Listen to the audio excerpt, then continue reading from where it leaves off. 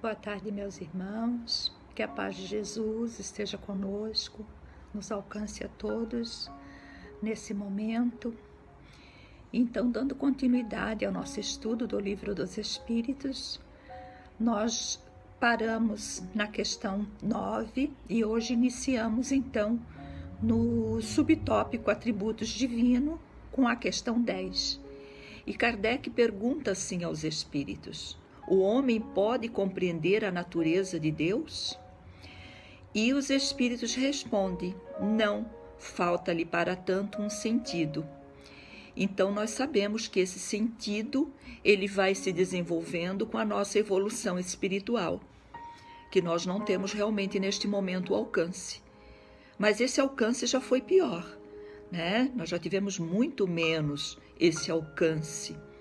Hoje, já com a ajuda da tecnologia, né, como um telescópio como o Hubble, que já fez tantas fotos do universo, e que sabemos que para lá deste universo visível está Deus, então nós já começamos a entender que ele não é esse ser que nós queremos interpretar como se fosse um de nós, né? A nossa imagem e semelhança, e não nós a imagem e semelhança dele como espíritos que somos em essência, né? Então ainda nos falta, como diz ali, bastante para chegarmos nisso. E a questão 11, então Kardec pergunta: será um dia permitido ao homem compreender o mistério da divindade? Ao que os espíritos responderam: quando seu espírito não estiver mais obscurecido pela matéria e pela sua perfeição tiver se aproximado dela, então o verá e compreenderá. Então todos nós um dia vamos compreender, como uma gama já enorme, que nós não fazemos ideia, de espíritos que já chegaram a essa perfeição. Mas tem um que é o nosso modelo e guia, que nós o conhecemos, porque esteve aqui junto de nós, que foi Jesus. E ele falou dessa grandiosidade de Deus. E ele falou que ele conhecia a grandiosidade dele, né? Quando ele disse: eu e o Pai somos um. Eu e o Pai somos um. Porque ele já conhecia essa lei, esse ser, esse Deus, essa divindade, né? Então ele já sabia do que se tratava. Ele não estava querendo dizer que eram a mesma pessoa, de forma nenhuma, né? Ele, em vários momentos, ele dizia: o meu Pai, o nosso Pai, né? Tem até um certo momento, que está em João, capítulo 20, 17, que ele diz: eu vou para meu Pai e vosso Pai, deixando bem claro que é um outro ser, né? É algo além. Então, aí os espíritos responderam, né? Quando o seu espírito não estiver mais obscurecido pela matéria e pela sua perfeição tiver se aproximado dela, então o verá e compreenderá. Então todos nós vamos um dia ver e vamos um dia compreender. E ainda Kardec faz comentário: a inferioridade das faculdades do homem não lhe permite compreender a natureza íntima de Deus.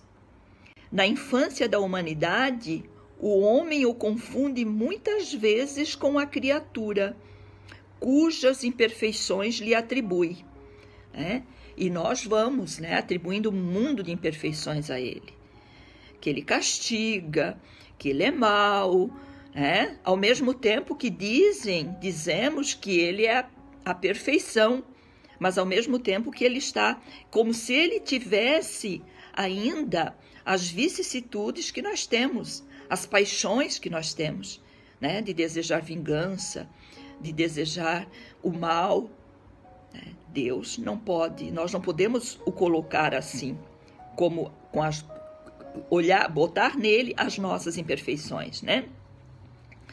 Mas à medida que o seu senso moral se desenvolve, seu pensamento penetra melhor o fundo das coisas e ele faz então, a seu respeito, uma ideia mais justa e mais conforme com a boa razão, embora sempre incompleta. Então nós vamos evoluindo e o nosso olhar, a nossa capacidade de entendimento vai modificando, vai evoluindo também. Nós vamos começar a entender mais sobre a natureza do nosso Criador. E a questão 12, então, diz assim: se não podemos compreender a natureza íntima de Deus, podemos ter uma ideia de algumas de suas perfeições? E então os espíritos respondem: sim, de algumas. O homem se compreende melhor à medida que se eleva sobre a matéria, ele os entrevê pelo pensamento. Então, quando nós vamos evoluindo, começamos a entender o sistema do universo, o sistema da nossa vida, dos mundos, nós já começamos a entrever. Nós não conhecemos, mas o nosso pensamento já nos diz que tem que ser algo muito gigante, que tem que ser algo de uma dimensão incomensurável. Então aí nós já vamos começando a compreender. Hoje nós já começamos a entender isso, Quando nós éramos pequenos, nós entendíamos o Deus como aquele homem, aquele velhinho de barbinha que castigava, que estava sempre nos olhando, pronto para nos punir. Hoje, com a nossa um pouco de maturidade já, nós começamos, e algum estudo, alguma informação, nós já começamos a entender que isso é ilógico, que isso é irreal, que isso pode até servir como fantasia para que nós, quando crianças, tenhamos um certo respeito. Mas hoje já não cabe mais nós temermos a Deus, mas sim entendermos a sua perfeição, o seu objetivo para conosco. Nós já começamos a visualizar isso, que ele é um ser de amor. E a pergunta 13, então: quando dizemos que Deus é eterno, infinito, imutável, imaterial, único, todo-poderoso, soberanamente justo e bom, não temos uma ideia complexa dos seus atributos? No que os espíritos respondem: do vosso ponto de vista, sim. Do nosso ponto de vista, nós já achamos que isso aqui já define tudo. Então ele diz, do nosso ponto de vista, já é alguma coisa, Porque acreditais abranger tudo, mas ficais sabendo que há coisas acima da inteligência do homem mais inteligente, e para as quais a vossa linguagem limitada, as vossas ideias e as vossas sensações não dispõem de expressão. Então, veja só, nós começamos a ter um certo alcance, mas esse alcance ainda é muito pequeno em relação ao que nós temos que conhecer. Então, continuando ainda, eles respondem: a razão vos diz que Deus deve ter essas perfeições em grau supremo, pois se tivesse uma de menos, ou que não fosse em grau infinito, não seria superior a tudo, e por conseguinte, não seria Deus. Para estar acima de todas as coisas, Deus não deve estar sujeito a vicissitudes e não pode ter nenhuma das imperfeições que a imaginação é capaz de conceber. Então é isso que nós estávamos comentando. Ele é tão grande que qualquer imperfeição que nós possamos achar que ele tenha é uma imaginação completamente errada que nós temos. Então isso tem que ir se diluindo. E quando nós passamos a entender esse Deus nesse potencial todo, nós vamos ter muita mais confiança nele, né? Muito mais certeza da sua proteção e do seu amor. E aí então vamos à qualificação que foi feita pelos homens, né? Vamos assim dizer. Primeiro, Deus é eterno, né? Se ele tivesse tido um começo, teria saído do nada, ou então teria sido criado por um ser anterior. É assim que, pouco a pouco, remontamos ao infinito e à eternidade. Então, nós já falamos isso, né?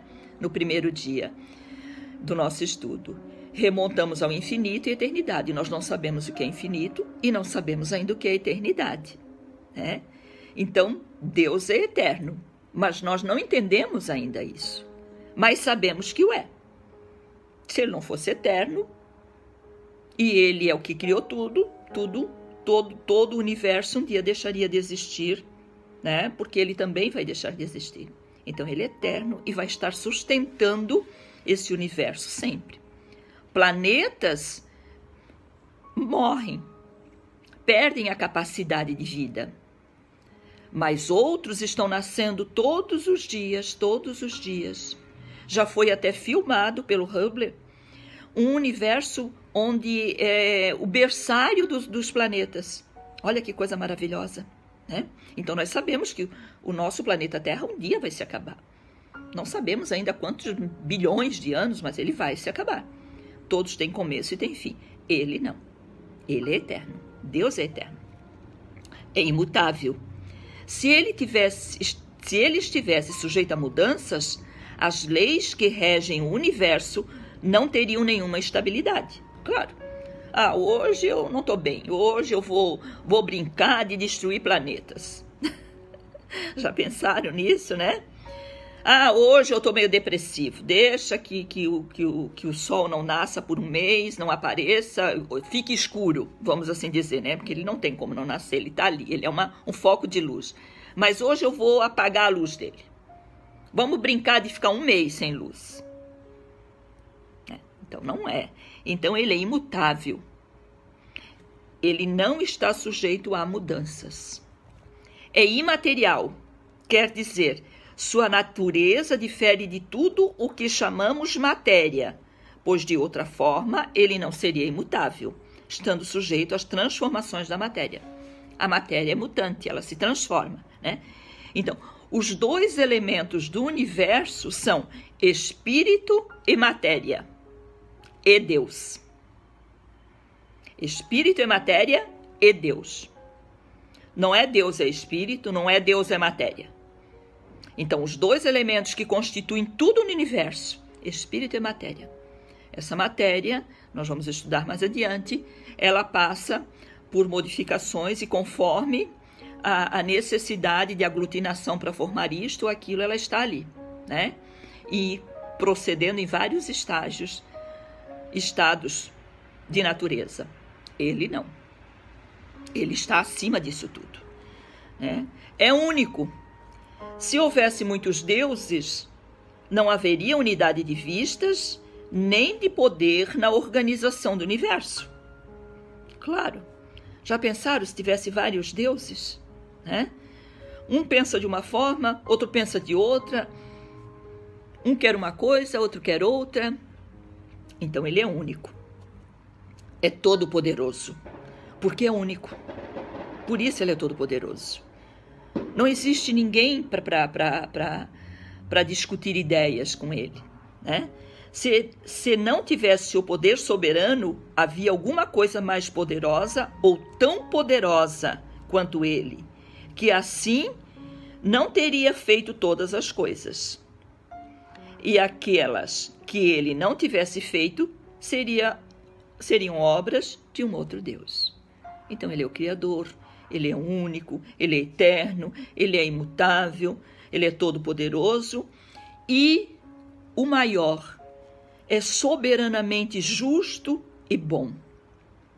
E aqui é que entra a nossa vivência com esse Criador. A sabedoria providencial das leis divinas se revelam nas menores como nas maiores coisas. E esta sabedoria não nos permite duvidar da sua justiça nem da sua bondade. Ele é justo e bom. A justiça divina é a coisa mais maravilhosa da nossa vida. Nós sabemos que o nosso Pai, Ele não castiga. Ele não cria leis para nos punir. Ele não nos observa como algozes. Mas Ele tem uma lei de justiça que age naturalmente. Não precisa nós sermos levados a um tribunal, porque o tribunal da justiça, ele está dentro de cada um de nós e nas leis que regem o universo. Elas se cumprem automaticamente, que é aquilo que nós chamamos de causa e efeito. Temos o livre-arbítrio de fazermos o que quisermos, mas cada atitude que nós temos por causa do livre-arbítrio, nós assumimos uma responsabilidade. E essa responsabilidade é o que é a justiça. É que vai nos levar aos compromissos assumidos de nós para conosco e que nós mesmos vamos sentindo a necessidade de irmos mudando o nosso comportamento, as nossas atitudes. Por isso que ele é soberanamente justo, porque cada um vai se resolver sozinho, ao comando das suas leis, que são imutáveis, que são perfeitas e que assim se cumprirão. Tudo nós haveremos de ter que passar, aprender, e assim vai se fazendo a nossa evolução espiritual. Então, encerramos o nosso estudo de hoje com a nossa gratidão e que Jesus nos abençoe, que possamos ter uma semana de muita paz, de muita harmonia. E estaremos aqui reunidos através das redes sociais na próxima terça-feira. Fiquem todos com Jesus. Que assim seja.